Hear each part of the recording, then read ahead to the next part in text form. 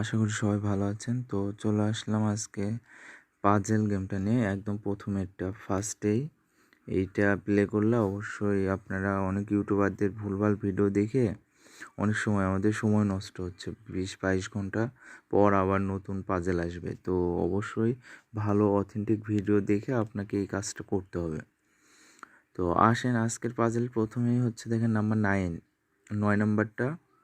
9 নাম্বারের পরে অবশ্যই আমরা খুঁজে বের করব 6 নাম্বার, নাম্বার 6